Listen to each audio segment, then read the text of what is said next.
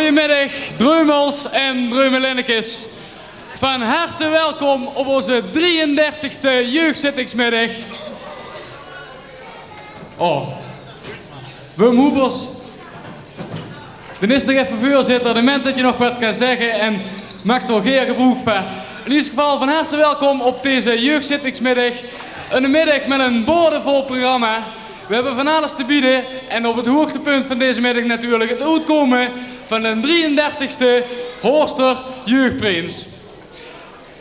We hebben een boordevol programma. Ik wil toch de herrieschuppers even verzoeken nog een mooi stukje muziek te maken, dat we door nou met het eerste stuk van ons programma kunnen beginnen. Herrieschuppers, ga uw gang.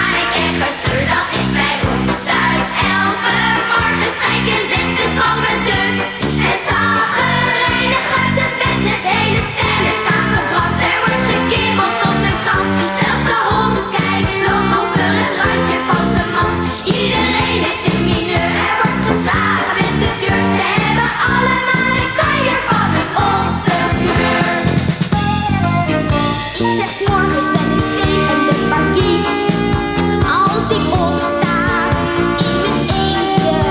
Misschien zijn het wel mijn echte ouders niet. Ik ben toch duidelijk bij ons een buitenbeentje. Want vader klaagt dat ik te lang op de wc zit. En Christa stuurt dat er geen suiker in de thee zit. En net als Arjan wil gaan douchen, dan zit Sascha al in bad. Als de deur dan niet op slot is, dan vermoordt ze hem zo wat. Ik ben de enige die anders is en altijd blijft onzin. Behalve zo'n bedtijd, dan heb ik de kleren in. Gemopperd, gemekker, gezanik en gezeur, dat is bij ons thuis elke morgen strijk en zet ze komen duf. En zaggerijnig uit de bed, het hele stel is aangebracht. Er wordt gekebeld op de kat, zelfs de hond kijkt sloom over het randje van zijn mand. Iedereen is in mineur, er wordt geslagen met de deur. Ze hebben allemaal een taille van het ochtenduur.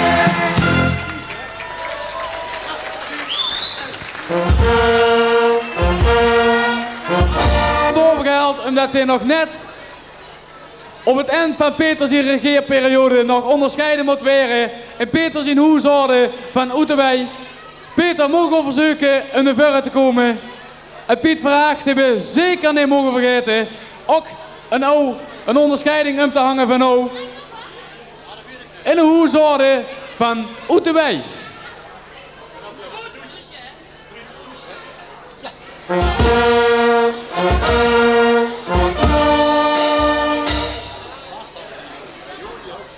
Zo, deze officiële handeling is ook weer verricht.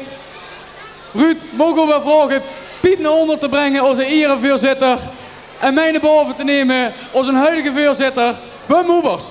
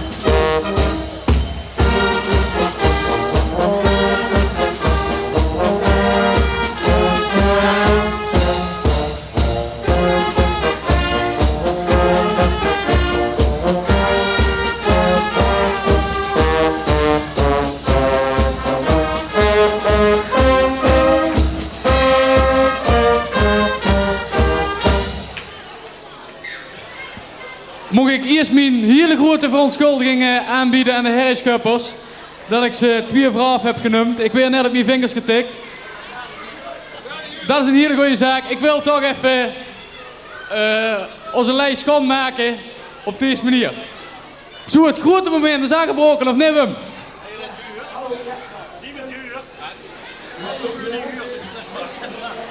Je klinkt een beetje verzopen. Ik doe het niet zo gans richtig. Ja? Oké. Het grote moment is aangebroken. Nou ja, het grote moment is natuurlijk het uitkomen van de nieuwe prins. Maar voor onze oude prins is nou het grote moment aangebroken. We gaan hem wegjagen.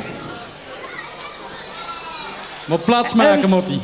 Ja, want we hebben dadelijk die zitplaats toch weer nodig voor de nieuwe prins. En dat gaat niet als we nog een oude hebben.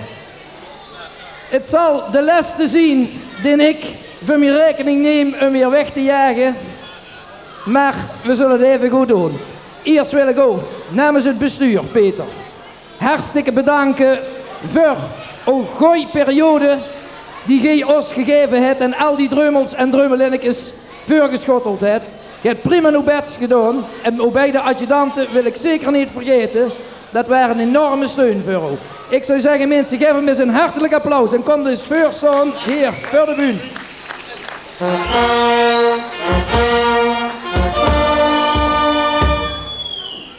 We zullen het niet te lang maken en ook niet te veel lovende woorden gaan spreken, want dan komen er tranen in de ogen. Van ons misschien ook wel, weet ik. En we zullen hem eens fijn gaan aftreden. En daarvoor geef ik weer eens het woord aan onze vorst Edwin. Ja, we beginnen als die is bij uw adjudanten. We gaan nu eerst ontdoen van uw onderdanen. Van uw mensen die de ganse carnaval zo goed over hebben gepassen. Nee, alleen op uw, ook op uw scepter. Want ik zie dat je hem nog steeds goed in de hand hebt. Je ziet hem dit jaar ook wel niet kwijt geworden. Toch hebben de Alprins en andere mensen goed haar best gedaan. Tenminste, dat heb ik van mijn bronnen vernomen. Bum. Ik zou zeggen, begin met de rechter-adjudant. Dit jaar. Trek hem de muts af. Kom maar te zitten, hè. Dan mocht je zijn hoor wel een stukje wassen. Zo, dat is alvast hier in de kale kop. We gaan door met het tweede.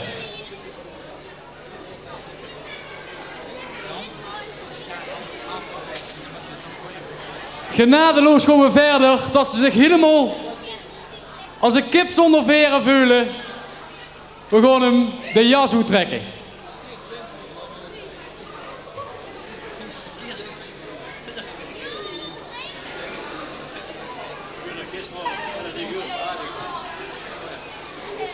Ook de tweede, zijn mantel moet eraf.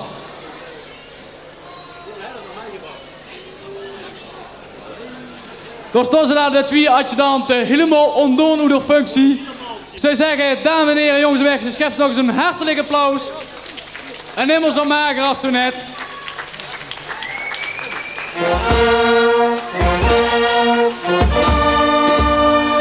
Ze zeggen, jongens, buggel maar en Wim schapt hem onder. Jongens, hartstikke bedankt.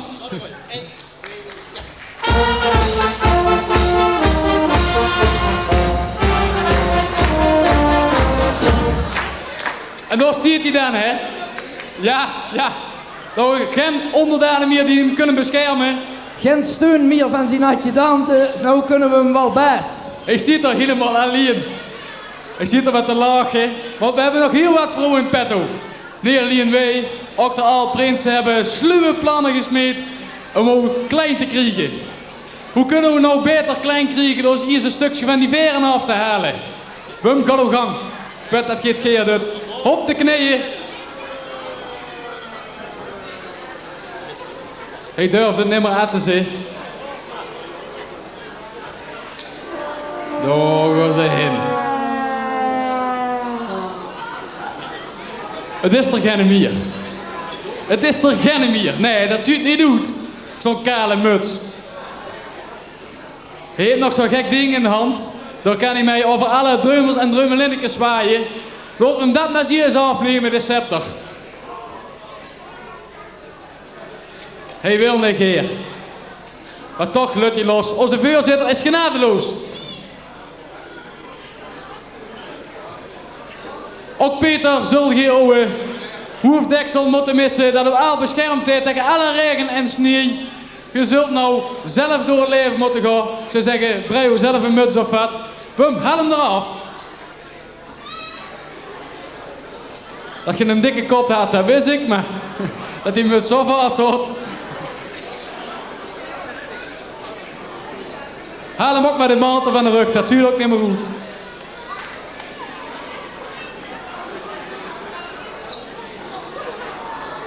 Je kunt wel opgelucht uit hem halen. Peter, kijk eens of het allemaal wat te lang duurt. Wim, zijn non-de kan er ook vanaf gehaald worden.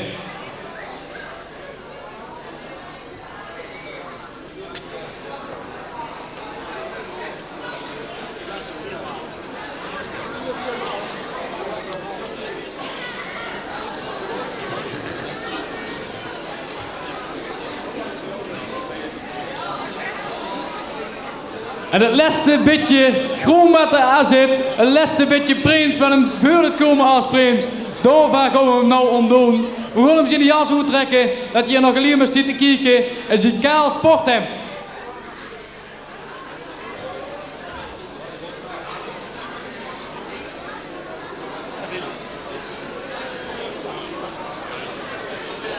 Ik zie dat het nog 14 is, dus de box die laten we maar aan.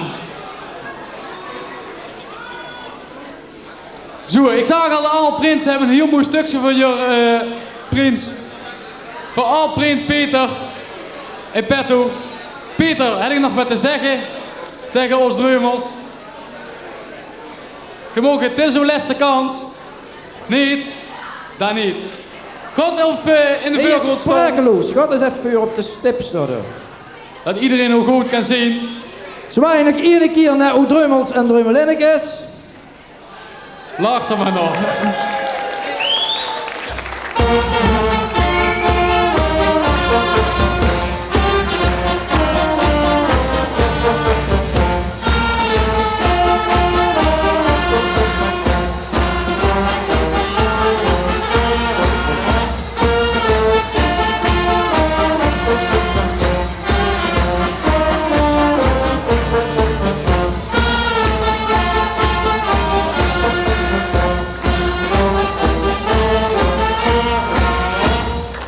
Zo, en nou geven we maar over aan het brute geweld van de oud-prinsen. Dat wil ik net zeggen. Want daar is elk jaar de eer aan om hem van de bühne af te schuppen. Ik zou de herrenschuppers willen verzoeken om een stukje muziek te spelen. Peter, vervoegen we dit kant. Dan gaan we hier het een en ander opbouwen. Herrenschuppers.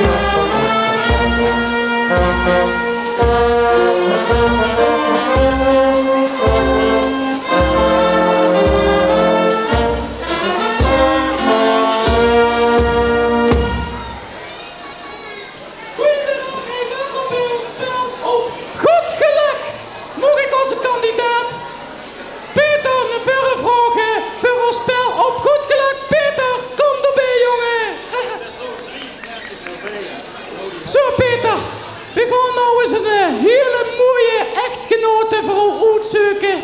En mag ik ook verzoeken om een dikkant van ons magische gordijn plaats te nemen. Peter, blijf gewoon een dikkant van het gordijn, anders is het ook. Mag ik dan als eerste de bühne op? Josephine Koesveld, 21 jaar oud, part-time verkoopster in een mannenlingeriezaak. Josephine!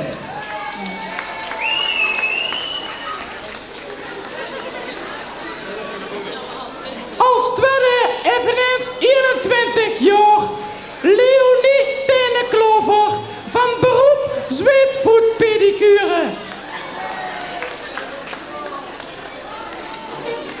Onze derde kandidaat is al wat ouder. Ze is verre 40 jaar, van het beroep zorgenverzorgster. En haar naam is Thea Hannevrouw.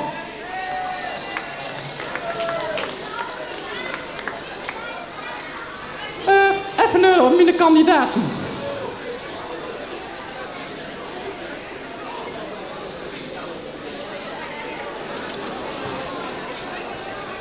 Je weet wel hoe een spel gaat.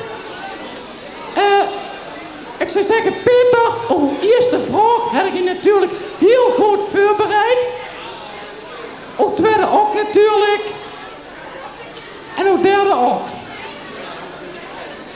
Peter, heb je nog wat aparts over onszelf te vertellen? Dat onze kandidaten zich een beetje kunnen oriënteren over wat voor elementen ze kunnen gaan beschikken.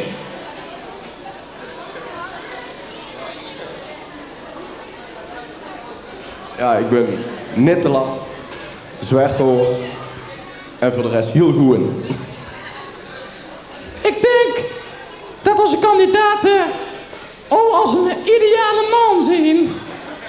Peter, mag ik overzoeken eerste vraag aan kandidaat nummer 1 te gaan stellen? Je kunt die microfoon gebruiken. Ik doe voor mijn hobby judo. Wat voor hobby heb jij? Kandidaat nummer 1, wat is de op uw antwoord? Jouw hobby is judo. Maar dat bruggenweld is voor mij niet weggelegd. Mijn hobby is hockey, waar je voortdurend met een stick in je hand achter de ballen aanrent. Wie weet komt dat wel van pas. Ja. Daar zou je wat ik kunnen zitten. Kandidaat nummer 2, wat heb jij te vertellen? Ik heb een vele leuke hobby op het oog. Als je mij kiest, wat ik al haast zeker weet, dan zal ik jou eens leren worstelen. Heerlijk lijkt me dat, om met jou over de mat te rollenballen. Dat huurt zich als een ietskes en stevigere tante die met o wil gaan worstelen. Laat ook de derde kandidaat er antwoord is huren. Ik heb geen hobby. Ik heb er geen tijd voor. Maar als ik de kans krijg, dan naaien en breien. Peter, heb je in uw gedachten misschien al ergens een kleine voorkeur voor een van onze dames? Ja, kandidaat 2. Dat moet ik niet zeggen, jong. Wat bakte me nou? Houd het alsjeblieft vol, man. Gaat verder met de tweede vraag. Beschrijf je buurvrouw. Kandidaat nummer 2. Beschrijf uw buurvrouw. Thea, ziet er ook wel leuk uit. Trouwens, je mag ons allebei wel kiezen. Nou. Kandidaat nummer 3. Mijn buurvrouw is zo slecht als een breinaald. En haar kop als een spinnenjager. En een hand als een kolenschop. Dat kost wel eens een echte Hoorsterdame zien, wat ik al zeg. Maar we hebben nog één kandidaat. Kandidaat nummer 1. Beschrijf uw buurvrouw. Nou, als ik naast me kijk, zie ik een mooie vrouw van groot kaliber. Als je van een forse vrouw houdt, is dit precies jouw type. Gezien jouw hobby, houdt deze vrouw er wel van om een potje met jou te worstelen. Ja, ik huur het wel allemaal. Ze hebben er nog alle 3 evenveel zin in. Ze zien nog alle 3 volop in de strijd om met een hele romantische reis te gaan ondernemen. Maar nou wil ik over zoeken derde en beslissende vraag te gaan stellen. Ik werk in een groentewinkel. Zou je bereid zijn je handjes daar te laten wapperen? Kandidaat nummer 3. Gaat de vraag goed gehuurd? Ik zal ze nog een keer herhalen. Hij werkt in een groentewinkel. En zet hij bereid zijn door uw handjes ook te laten wapperen? Dat denk ik. Werken met groentes doe ik graag. Pataten schillen, rijst schoonmaken, bonen persen. Kan ik goed. Nou, kandidaat 3 kunt natuurlijk wel automatisch kandidaat nummer 1 op antwoord. Zoals je weet, werk in een lingeriezaak voor mannen. Dus ben ik bereid om je handje wel eens te laten wapperen. Ik zal dat soms met jou lekker fruit gaan verkopen. Kandidaat nummer 2. En ik zou zeggen, Peter, luister heel goed, want dit kan beslissend zijn. Nou, ik zou wel graag met andere dingen willen wapperen. Ik stel je voor als een echte stevige groenteboer met zo'n potloodje achter zijn oor. En als je mij dan mee laat helpen, zal ik het allemaal nog beter verkopen. Peter, je hebt alle antwoorden op uw vragen gehuurd. Ik zal nog een kleine impressie geven van de antwoorden, waarna je ook laatste beslissende antwoord kunt gaan geven. Wordt het nummer 1 ten hulp van hockey en de geers in de stiklut wapperen? Wordt het nummer 2 de geers rollenbollen, niet alleen met maar ook met andere dingen? Of wordt het misschien nummer 3 de geer doet breien, maar het is het voor niks giet de zon op? Ik zou zeggen, Peter, wie is het? 1, 2 of 3? Nummer 2. Oh, nummer 2. Kandidaat nummer 2, kom bij ons magische gordijn staan. Kom hier op het puntje staan wat er op de grond staat.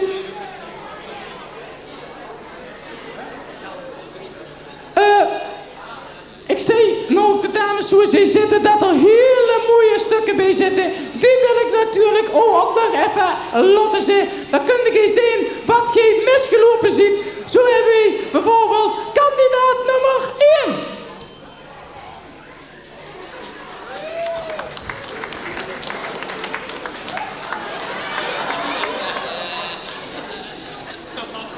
Wat zijn er mee door? Ja, jammer hè. Dat is een bescheiden antwoord.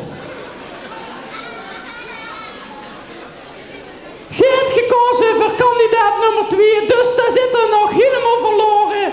Kandidaat nummer 3. Goedemorgen. Wat zijn er mee door? Ook zeer jammer natuurlijk.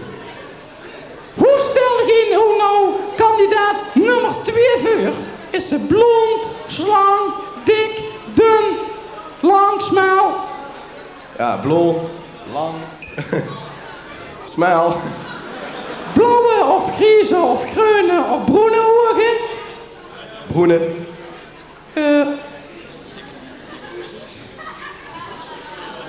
Nou. Zij zeggen, god er maar eens neven staan. Hoe gaat het met uw hart? Sleeg. Daar was ik al bang voor. Ik zou zeggen, op goed geluk!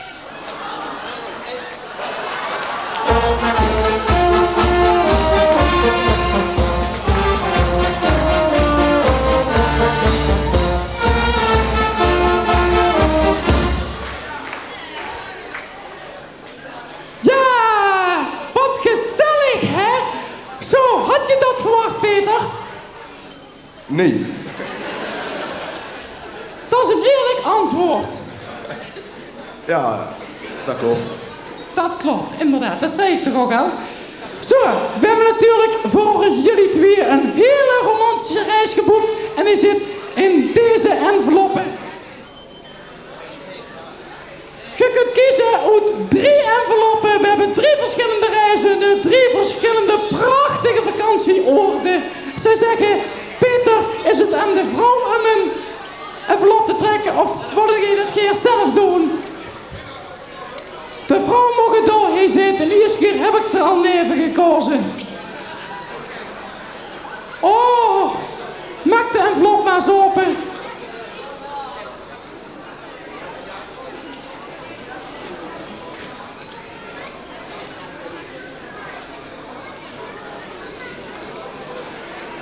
Oh, goeiemorgen.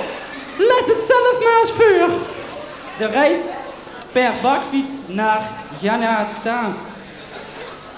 Oh, zo lang geleden. Hij is er zeker nog in school. Ik zal het even leren. Guatemala. Zo heet dat toch. Eens even kijken. Daar zie ik onze taxi al laat komen. Ja. Zij zeggen, neem bij de plaats in onze riksja en veel plezier in Guatemala.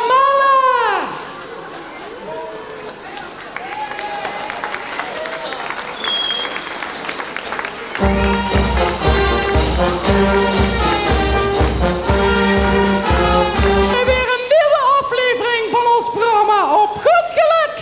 En hier zien we het gelukkige paar, mevrouw Hannevrouw en Peter, die de vorige week een prachtige reis hebben gewonnen naar Guatemala.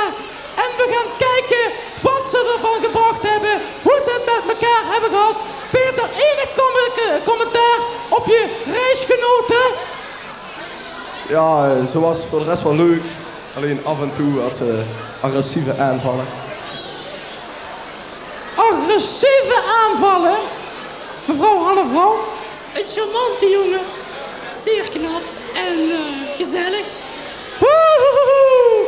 Ons hart gaat uitmaken of deze twee verder gaan in hun leven. Als jullie daar plaats willen nemen, dan zal onze hartmeter uit gaan maken wat jullie willen. Als het ganse hart gaat branden, dan willen jullie samen verder. Gaat maar de helft branden, dan is het mis. Dan krijgt er maar 1 van jullie een ring. Wat zei het hart? Oh.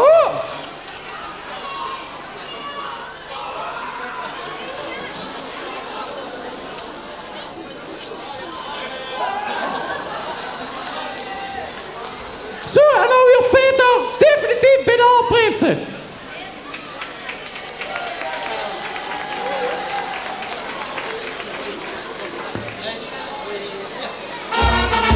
Bedankt. Ja, Ruud. Kom maar, stop, sta jong. Het is hartstikke gebeurd, vrouw. Ja, we hebben weinig aanmeldingen gekregen met de Dovero. Alleen half Berkeleem zit erachter te wachten. Als je die even wilt gaan halen. Er stonden een paar oude dames uit Berkeleem, die wil je nog het een en ander zeggen. Want sinds de Rosa ook voor dit zenden over de radio, hebben die ook gehuurd en die wil je toch nog wat toezeggen. Ze zeggen, God me halen onderin de buitenmars.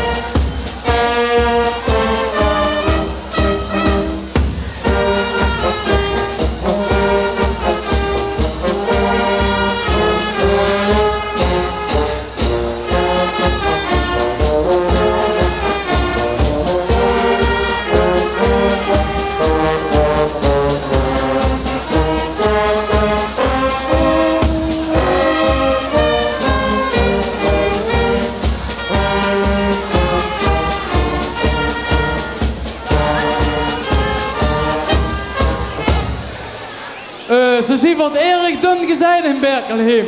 En nog blond. Dames, wat heb je voor een kerfstok? Oh, Ruud, maar die is toch op dat kruisje gestaan, Ruud. Precies onder de megafoon. Iets meer naar achter. Precies in het midden. Hoi Stina, wat kom jij doen? Dag Drika. Wat kom je hier doen op de jeugdzittingsmiddag? Dat is toch voor kinderen, toch niet voor alle mensen? Ja, dat zal ik ook eens zeggen. Ik ben de oma van de nieuwe prins. Maar Wat kom jij hier eigenlijk door? Maar wie wordt er dan nieuwe prins? Vertel me dat eens gauw. Ja, dat mag ik toch niet zeggen? Maar wat kom jij hier doen? Ja, Ruudje van Osjo, die treedt af, de scheidt er mij uit. Hoe schijt er mij uit? Ja, je weet wel, met bellen. Wat voor bellen? Die is toch harmoniemeester van de jeugdcarnaval? Ach mens, ceremoniemeester zullen bedoelen. Wat maakt het uit? Een herrie maakt hij in ieders geval met zijn rotbel. Ja, lingelingeling. Zag je niet?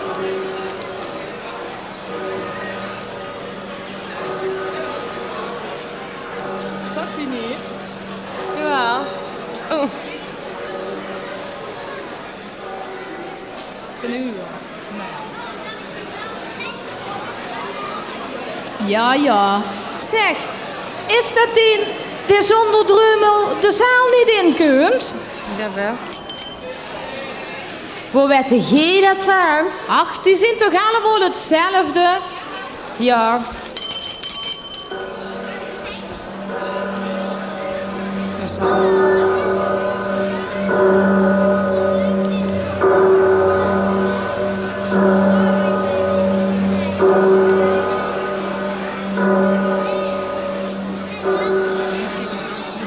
Ja.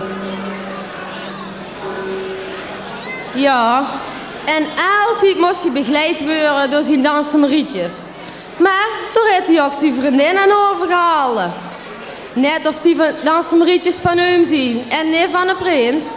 Ja, dat hadden daar. Menen zich ook nog wel dat ze er wat langer bij zijn. Maar nou stuurt ze meg je zeker wel onderaan de lijst met de carnaval. Had ik je anders verwacht, hè? Met de carnaval heeft hij geen tijd voor zijn vriendin.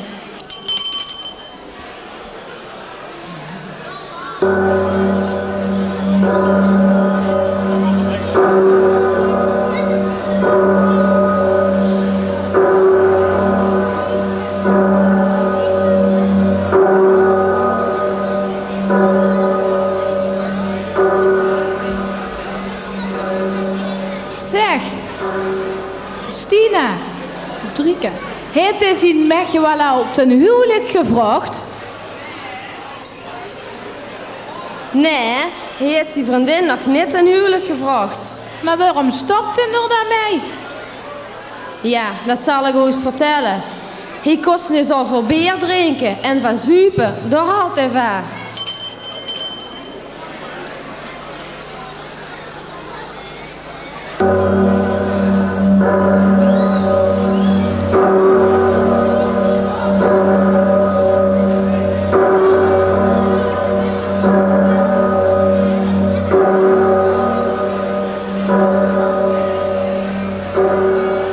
Ja, dat is ook wel begrijpelijk.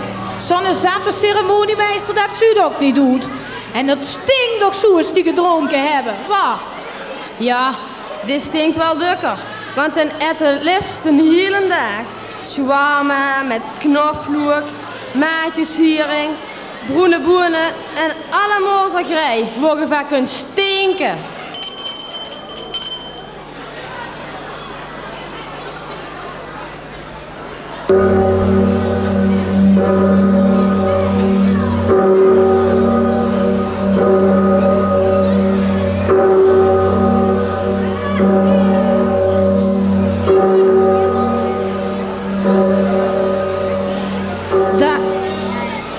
Dan eet hij zeker ook wel geen eertesoep, of nee? Ja, eertesoep lust hij ook. Alleen tomaten lust hij niet. Maar het gekke is, wel tomatensoep.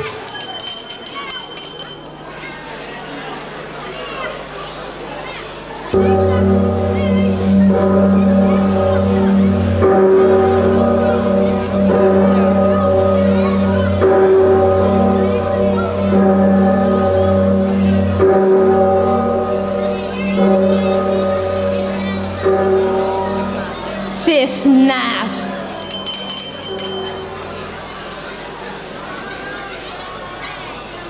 Kom maar door. Zeg, maar heeft hij eigenlijk ook nog hobby's? Ja, hij doet judo en jiu-jitsu. Maar hij is zo lom bij zijn werken.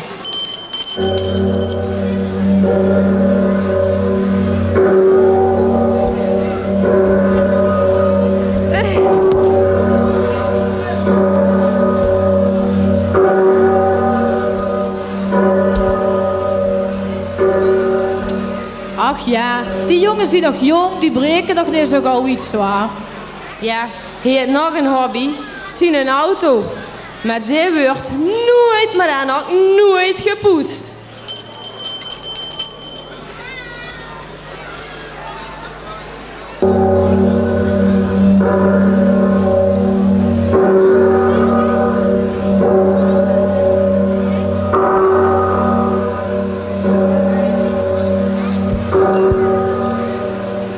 Ja, dat hebben. Die van de struus, die zien precies hetzelfde. Ze zullen ook nooit eens op bed opmaken of wij helpen aanvassen. Ja, daar maakt hij zich echt niet moeite.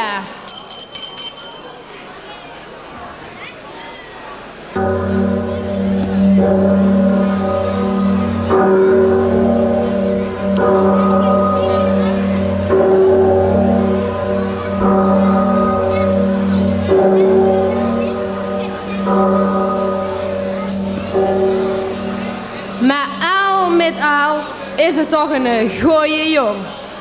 Ja, en die heeft het ook wel goed gedaan als ceremoniemeester. Daar moet ik straks op zien, hoor. Ik ben er ook trots op dat ik zijn oma mocht zien. Maar Drika, ik ga je dadelijk toch weer eens te zaal leren. Dadelijk dan koopt mijn kleinzoon uit als prins. En dan moet ik toch bij zien als oma. Ja, ik ga jou eens kijken of een struutje nou afgetreden. Dag Stina. Hoi Drika.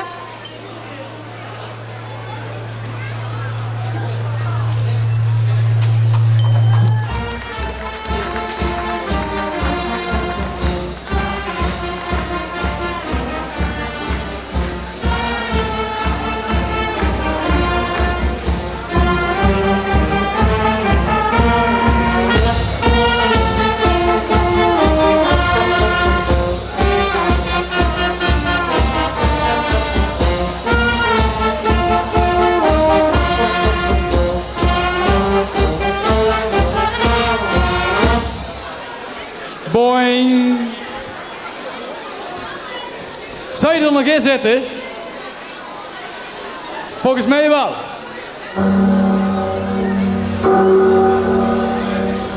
Ze zeggen haal dat ding eens omhoog.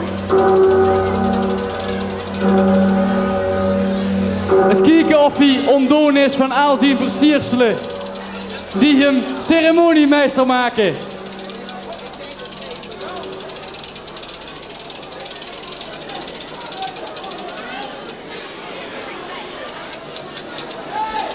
Een paar feut heeft hij nog.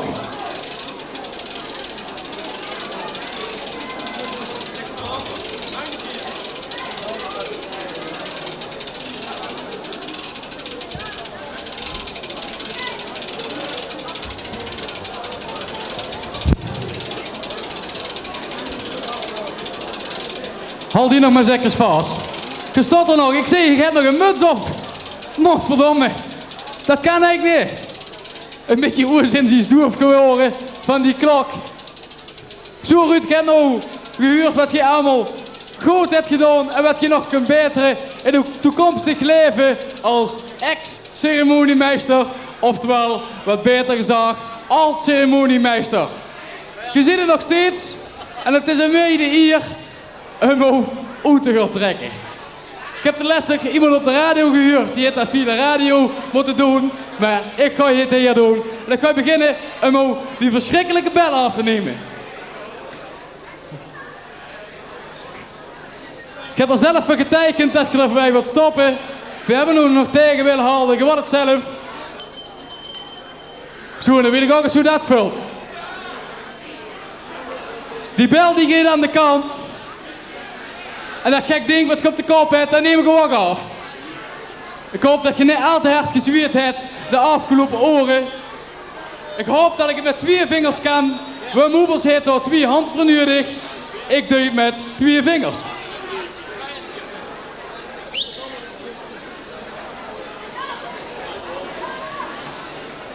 Ja, zonder muts. Je ziet hem nimmer. Je ziet het echt nimmer. Het is hier wat warm. Geef me uw jas op me hier. Ja, als je die keer nog vastzet, dan moet ze nog vasthouden.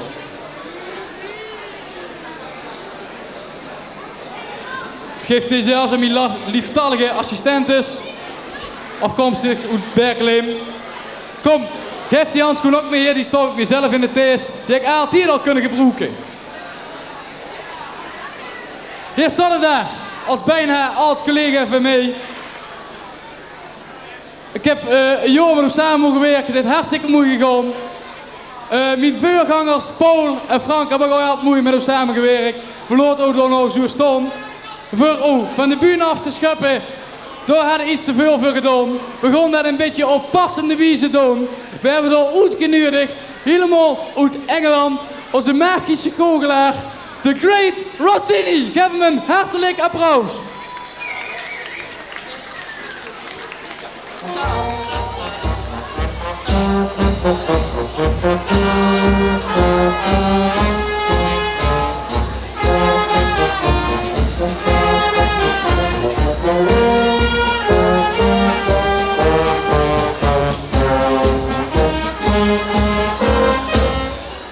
Mr.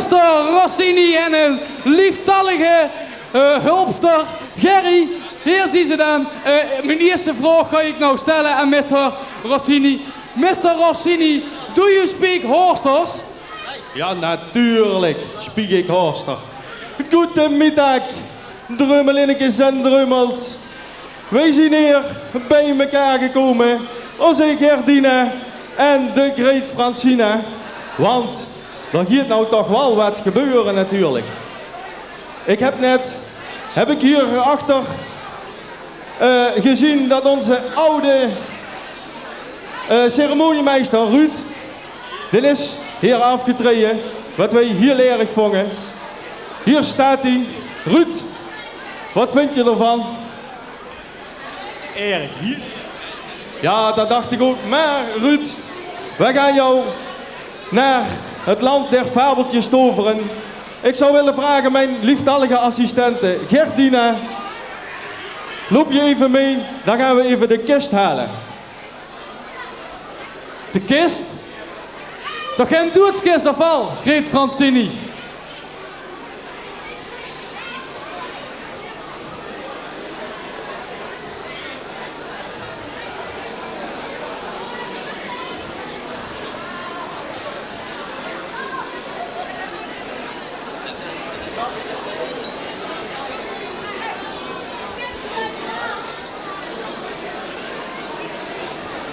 Lieve drummelinekes en drummels, wij gaan nu showen voor u. Onze grote act, Gerdina. Maak even de deuren open. Kijk, daar zit niks in.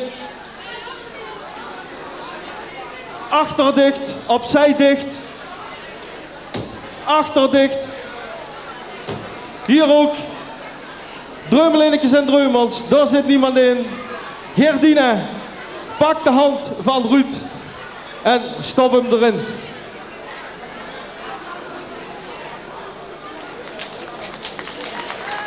Een applaus, het u al verdiend.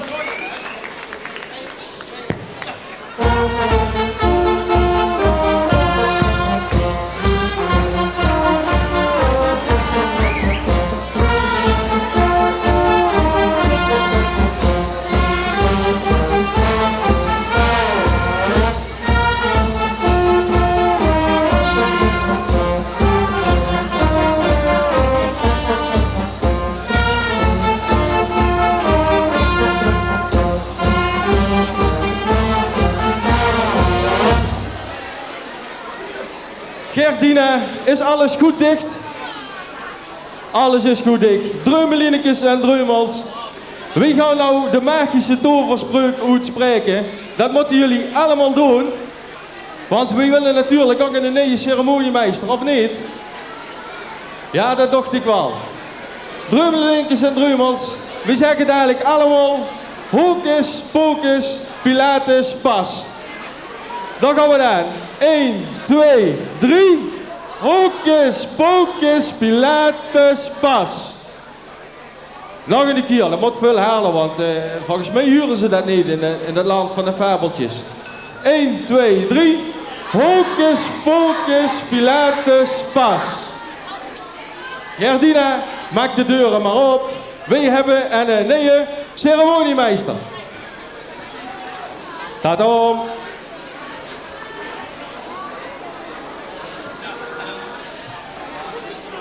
Wat heeft die mooi bier? Tada!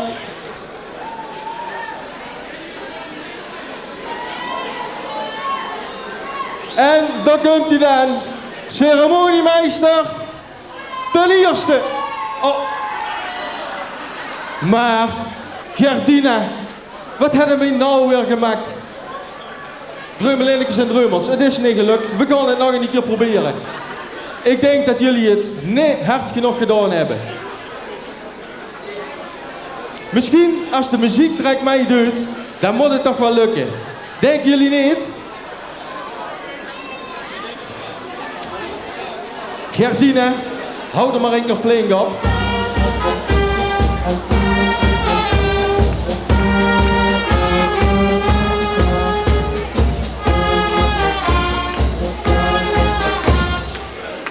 Dreumelinekes en dreumels, dan giet hij nog een keer. Ik tel af tot 3. 1, 2, 3. Hocus pocus, Pilatus pas. En wij hebben een nieuwe ceremoniemeester. Gerdina, open de deuren.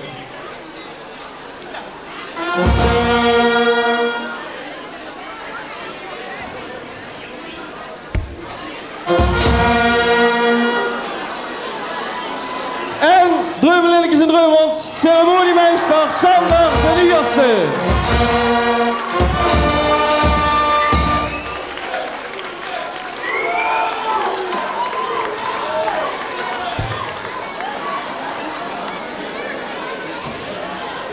Goeiedag, dat heb ik hier schoon gedaan, tovenaar, de Greet Francini of Hupplepup en zijn lieftallige assistenten. We hebben een nieuwe, zijn naam is Sander. Hier staat die Verro, een nieuwe ceremoniemeester Sander de Eerste.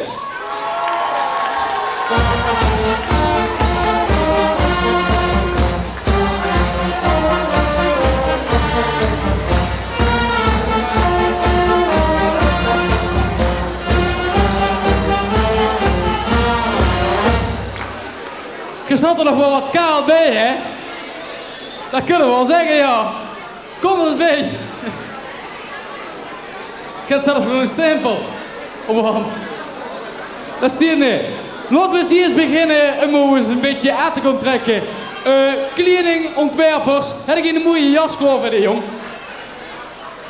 De pers voor... Je kreeg een jas, Sander. Ik hoop dat je mij met veel plezier en veel waardigheid zult dragen tijdens een periode als ceremoniemeester. Dat ziet er wat beter uit, een D-blad en je kunt zo gaan openen. Eens kijken, hebben we ook nog een kiepsje voor op de muts? Of een kiepsje voor op zijn kop?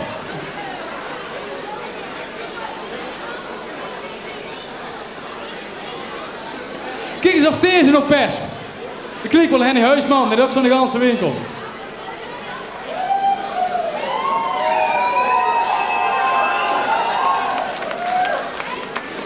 Ik denk dat er heel wel wat andere vrouwen die aan te pas komen als die van Berkeley. En dan heer, dit ding. Heer, zul je iedereen mij moeten gaan halen. Iedereen mij tot orde moeten gaan roepen. Met deze bel is het teken van uw ceremoniemeesterschap. Laat me het zo nemen. Ik hoop dat je het met veel plezier wilt doen. Doe het met veel plezier, met waarde, met gevoel. Laat die bel goed klingen. Oefen maar eens.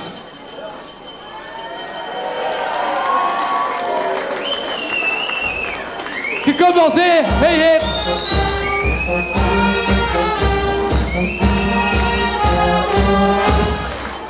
Je kunt wel zien dat hij les heeft gehad bij Ruud, want het komt vanuit de pols en dat was een natie, zag Ruud. Zo Sander, laat ik hem maar gelijk voor de leeuwen gooien en nou iemand kan halen, laten kan halen achter in de zaal. Daar stonden de nummers 1 en 2 van ons eigen carnavalsplaat klaar. Die zet ik even vanzelf. Onder een buurtmars, daar kun je iedereen vingen. Hou flink met die bel. Herschappel.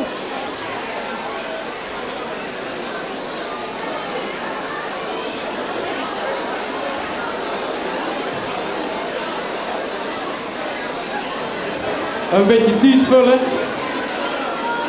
Soep, soep, soep. Soep, soep, soep. Soep, soep, soep. Ik zal hem even zeggen, ik ga soep, soep, soep roepen en moet je er wel een beetje terugroepen. Soep, soep, soep. Soep, soep, soep. Ja, een beetje magere ondersteuning voor zijn neef Prins. Hij zal het moeilijk krijgen in de eerste oren.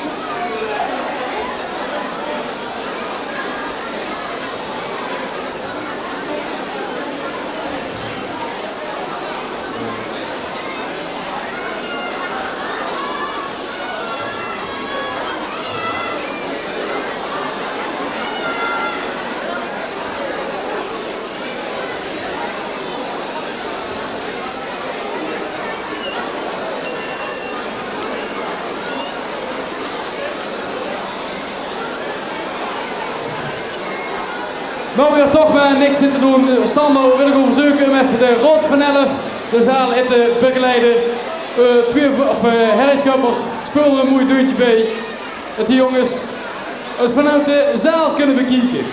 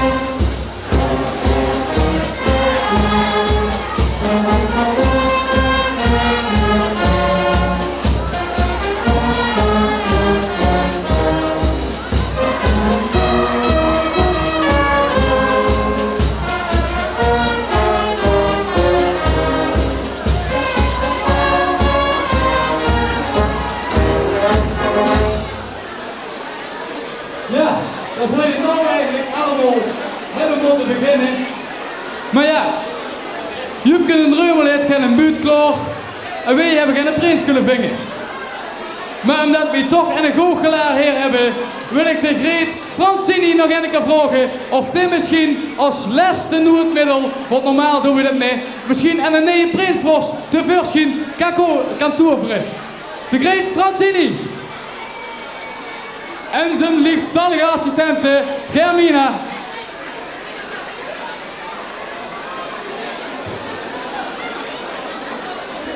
Francini. Goedemiddag, Tribulinius en Brummels. Wij kennen ons al, wij hebben ons vanmiddag gezien. En heer Vors Edwin, die kwam vanmiddag naar mij toe en zei: Greet Francini, wij hebben nog geen prins. Ik zit helemaal in de put. Ik zeg: jong, we regelen dat wel even. Gertina en ik, wij gaan even een prins tevoorschijn toveren. Ik zou zeggen, geef Gerdina nog even een applausje en dan kunnen we beginnen. Dreumelinekes en dreumels, wij hebben het straks al even geoefend. We doen het nog een keer. We gaan even goochelen. Wat zagen we al eens weer? Hocus pocus, Pilatus pas. Wat? Dan gaan we allemaal roepen. Ik tel even af. We gaan even in de knieën toveren. Je moet even kijken of het lukt natuurlijk. Als de knie nou komt, dan zal er ook wel een prins komen. Wie weet, de prins zal wel hier ergens achter zitten. Dreumelinekes en dreumels. 1, 2, 3. Hocus pocus, Pilatus pas. Oh, dat is misgegaan. Zeg, Greet Francini, ik dacht dat geen prins aan toveren. Ja, voorzitter, ik ben wel goed, maar dan heb je de kleine lettertjes in ons contract niet gelezen. Ik krijg toch dadelijk wel betaald, of niet? Ja, dat is ook wel. Maak ook geen zorg, ik heb 5 jaar garantie, ik probeer het nog een keer. Is dat goed? Alada. Gertina, breng ons clowntje even naar de zaal. En dan proberen we het nog een keer. Wat?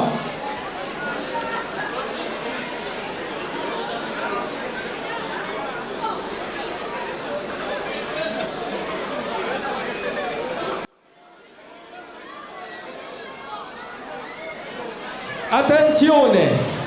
Nou wordt het spannend. Dreumelinekes en dreumels. Dan gaan we nog een keer. Ik tel even af. 1, 2, 3.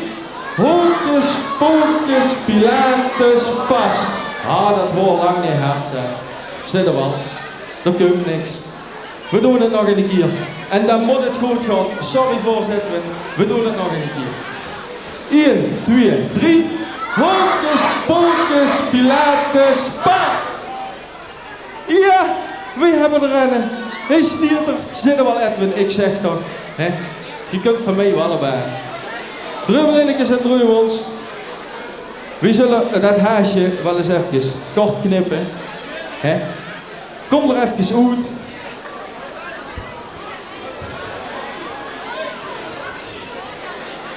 En nou geef ik even het woord aan onze vorst. Dat zou je dus moeten zien. Je heet er wel wat van weg. Want de knieën op zwarte schoenen heb ik nog nooit gezien. Er is net met de luchtpost, wie als een bliksemslag bij heldere hemel, het papier gearriveerd. Wat zou je dat zien? Zou je dan echt een print zien?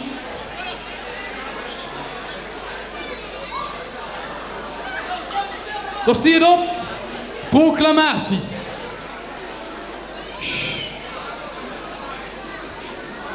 Wij, jeugdvorst Edwin de Eerste.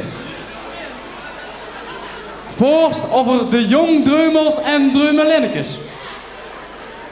Overwegende dat het jeugdcarnaval in het 33ste jaar schoner moet worden als ooit tevoren.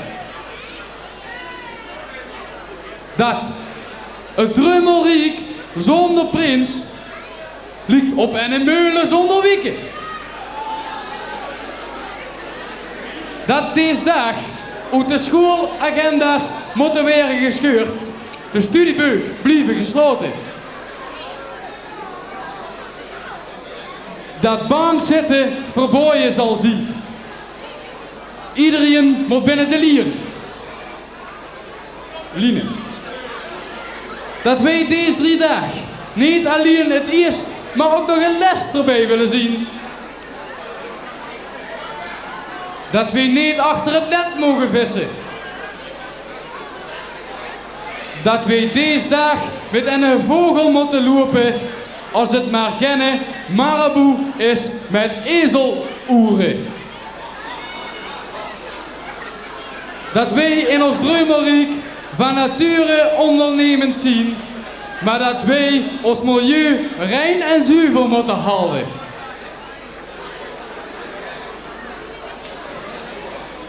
Dat wij 3 dagen met meuletjes door de blote lopen, besloten om hier en nou te benoemen tot 33e jeugdprins van het drummelriek.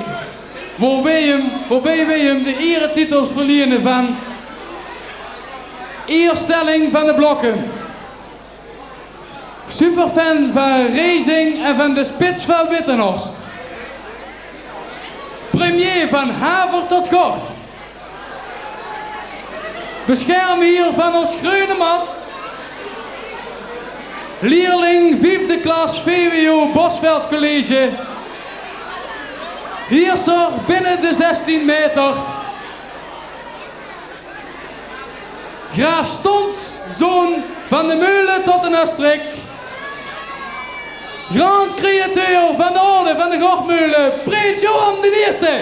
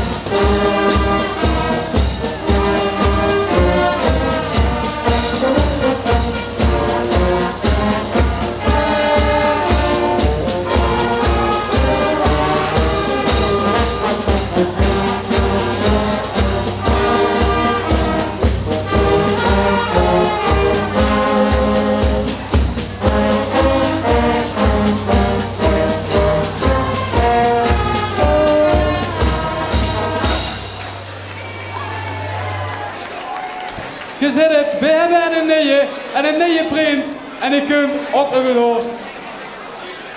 Ik ga er neer verstaan, maar ik moet even een andere microfoon pakken, anders koop ik deze week. Hier staat hij dan, onze nieuwe trekker, onze nieuwe vuurloper van de jeugdcarnaval, prins Johan de Eerste. En hij is blij dat hij hier staat in zijn ganse nieuwe box. Er zitten zelfs nog de puzzels op van de nieuwigheid. Geloof hem, wat zijn er nog mee van? Prachtig, zegt hij. Zo, we zullen hem eens aan gaan trekken, want wij zijn de kale vinden op de buurt dat u nog niet doet. We hebben al zoveel kale hier op de buurt gehad, die moeten gelijk aangetrokken worden. Maak maar hier zo bovenste knupje los, want zo sexy dat hoeft nog wel niet. Vast.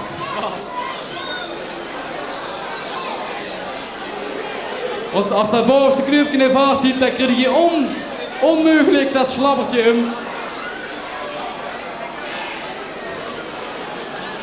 We gaan hem een beetje chic maken met dat slabbertje en dat strekje erboven.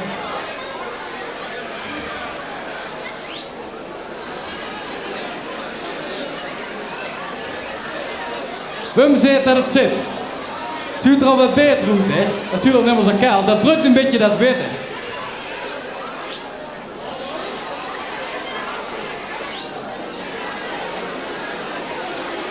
Om dat wit helemaal te breken, hebben we er ook een jas bij.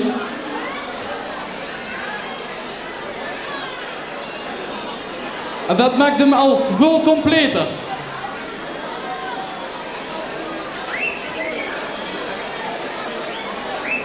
Maar wat is nou een prins in een goed pak? Dat kan iedereen wel prins worden. Hij moet toch een beetje meer versiersel hebben, iets aparts. Hij moet een muts krijgen, want een prins zonder muts is als een voetballer zonder voetbalschoen.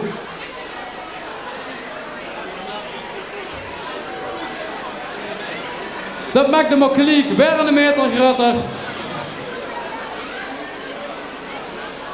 En we gaan ervoor zorgen dat hij helemaal nimmer door de deur gaat. Johan gaat op zijn knieën zitten en dan werd hij voorzien van 2 mooie veren.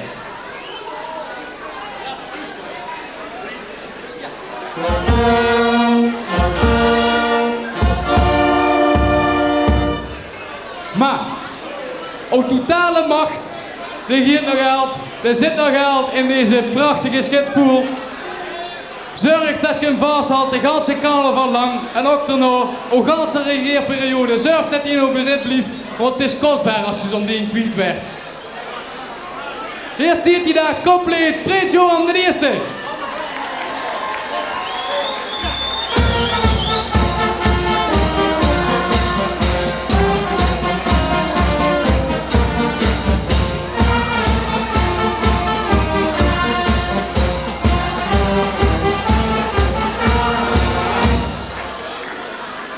Johan, ik neem aan dat je ook nog een paar adjudanten erbij hebt gezocht. Zou je willen zeggen wie je adjudanten ziet? De eerste is de toetsenist van Racing, Lou Verheijen.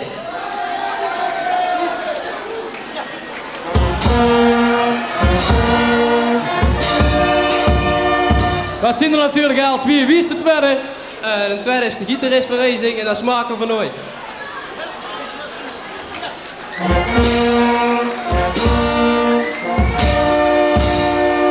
Nou doen we volgend jaar heel zeker mee aan de liedjes over. Zo, geef de jongen ook een keepum. We hoeven hier niet als tot de ogen leren boven.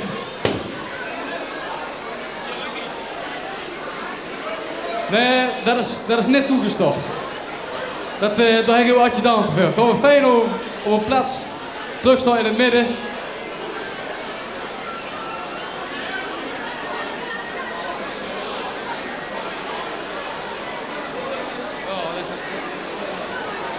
Zo, die mannen die kregen hier al een kipsknop.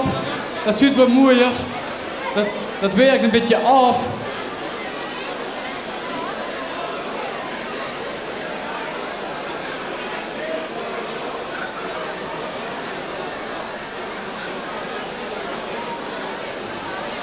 Hier staat dan ons nieuw trio wat dit jaar de kaart gaat trekken. En ik wil gelijk de adjudanten aan het werk zetten door adjudant Lou deze onderscheiding willen te laten geven onder zijn eigen hoesorde. Maar dan moet hij die hoesorde natuurlijk wel eens eerst bekendmaken. Johan, wat is een hoesorde? De hoesorde van de Gorpeulen. Zo, we zitten allemaal een beetje in de trant, de grote drummel en de kleine drummel. Of de jeugdcarnaval. Zo Lou, ze zeggen, hang onze prins die adjudant op. Als die adjudant dan bij Johan de muts af wil nemen. Ja.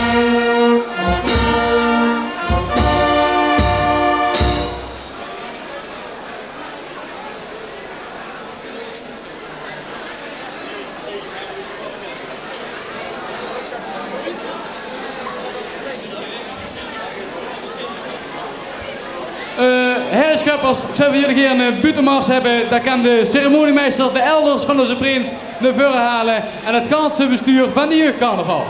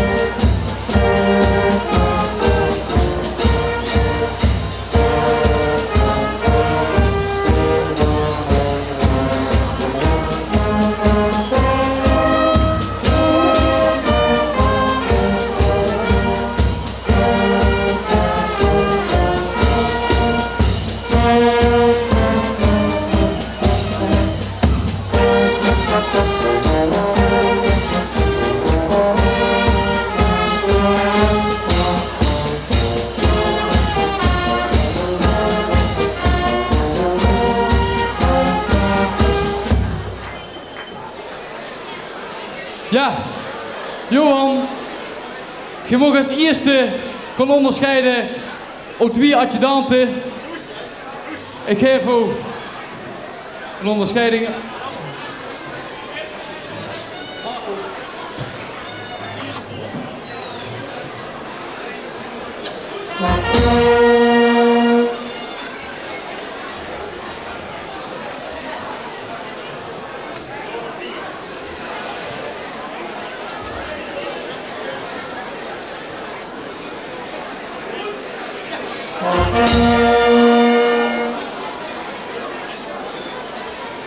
En na alle adjudanten moet je natuurlijk zeker niet vergeten te onderscheiden. O elders die natuurlijk achterom moeten staan. Ervoor moeten zorgen dat je heel goed uit de carnaval komt. Dat je elders een schoon sporthemd hebt en schone zak.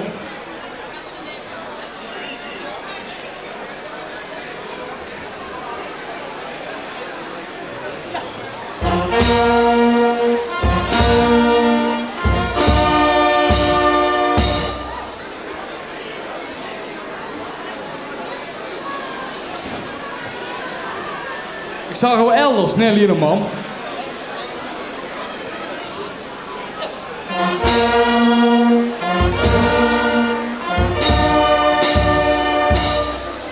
Daar staan hier nog een paar andere hoogwaardigheidsbekleders die ook zo'n plekje omgangen krijgen. Dat is Wim Hoebers heer, Jan Jansen en Gertide Dorp.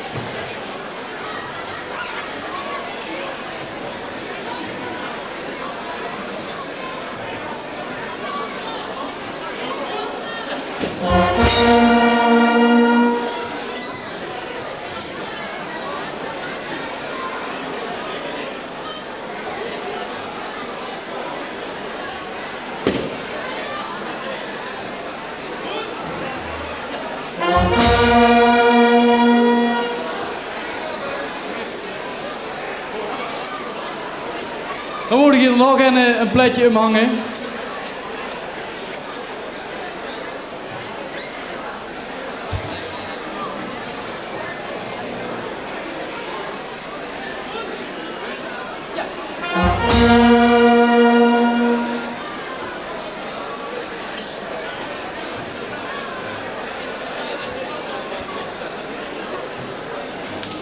En ook nog ceremoniemeester Sander, die kreeg ook een medaille.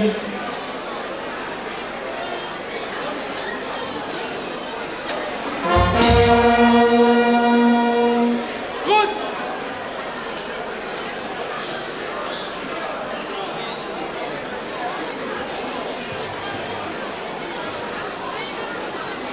Zo, we hebben het officiële gedeelte van het doen komen van de prins erop zitten. Sander, breng die mensen weer allemaal van het podium af. Rammen wel eens even lekker met die bel. De prins en de adjudanten kunnen daarachter plaatsnemen tussen onze twee dansbarietjes in. En dan gaan we verder met ons programma. Buitenmars.